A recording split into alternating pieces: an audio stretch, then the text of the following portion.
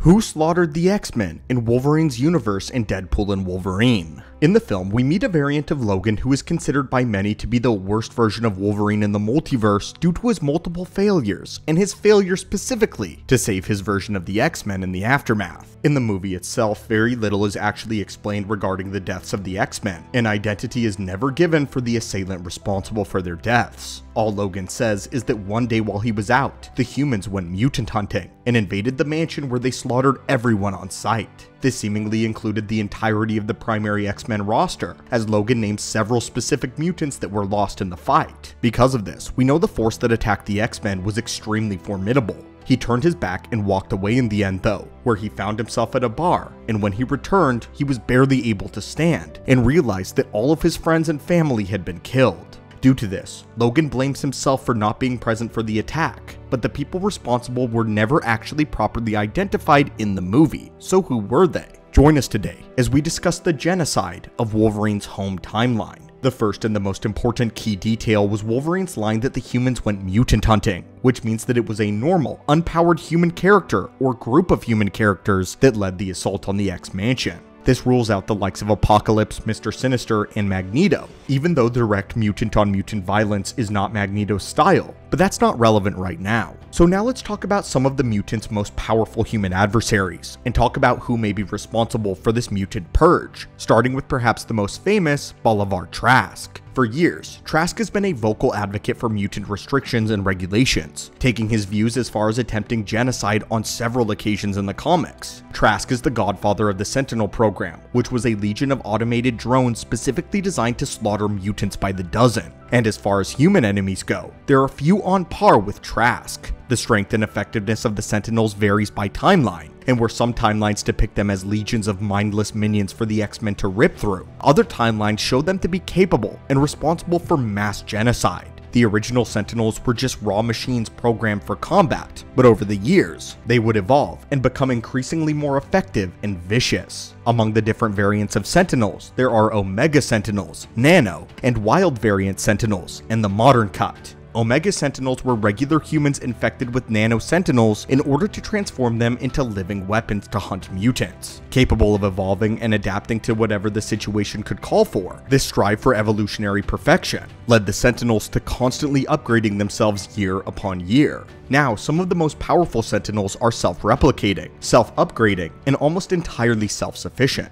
If this is a timeline where Trask's Sentinel program was particularly effective like this, then it stands to reason that he would have the capability to lay siege to Professor X and his entire school of overpowered mutants whenever they were present. And based on the film, it seems like the entirety of the core roster of the X-Men was lost by humankind on that day. In the film, Logan regards Charles, Scott, Jean, Storm, and Beast with solemn regard to their memory, meaning that at the very least, the 5 of them were certainly killed that day, and taking down these 5 core members of the X-Men would require a lot of firepower. But Trask is not the only threat, and in the comics he has worked with several other human activists working on solving the so-called mutant problem that are worth discussing here, because it's entirely possible that Trask was not acting alone if he was the one responsible for the massacre. Senator Robert Kelly, for one, was a politician who built his platform on the series of mutant opposition policies, including the development of the project known as Wide Awake. The project was originally an off-the-books operation illegally run by the National Security Council in order to handle the growth of the mutant population. And since this was not specifically sanctioned by the US government or any sort of authority figure, they acted in capacities that grew more and more violent by the day. They took increasingly creative solutions to heart, and were able to pull individuals from the CIA and the Department of Defense to aid in their cause against mutant kind. Due to their extreme reach and aid within the highest offices of the government, this group worked to siphon resources from the United States in order to complete their objective. What became difficult though was detecting the involvement of Project Wide Awake, given that they often operated through third parties or private mercenaries, sometimes including other mutants. Project Wide Awake pulled from the government contractors as well, calling on some of the world's most powerful weapon manufacturers in order to supply them with the armaments necessary to face the X-Men directly. On one occasion, they came into contact with some gear that was once carried by the Galadorian space knight known as Rom.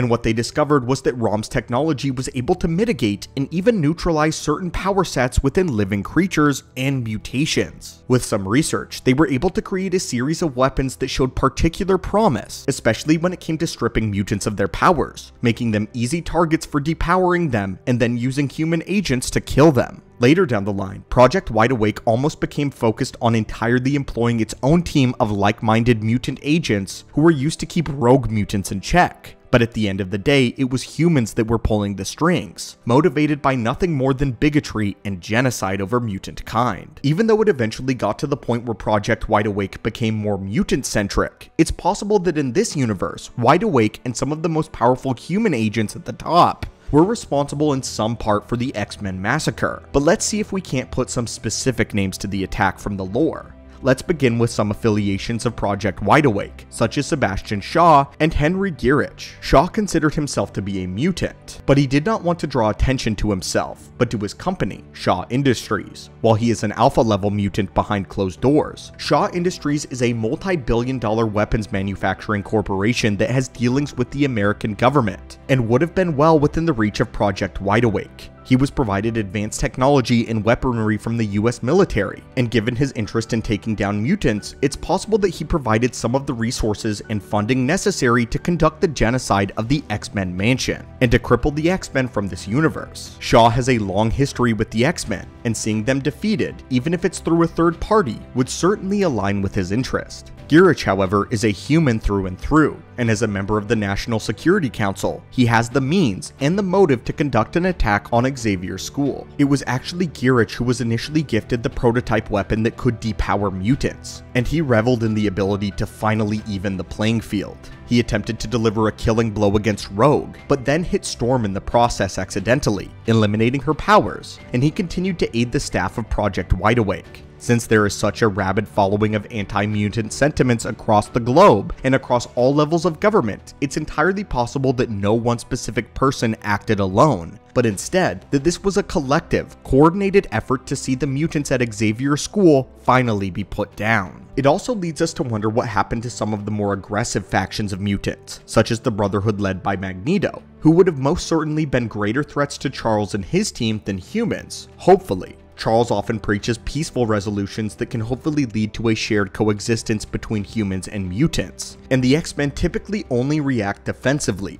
The Brotherhood of Mutants, however, is much more proactive, and probably should have been the first target for someone seeking a coordinated attack of this caliber against mutant kind. So we now have to wonder if the Brotherhood was also attacked, and how many of their members were impacted as well by the humans attacking and going mutant hunting.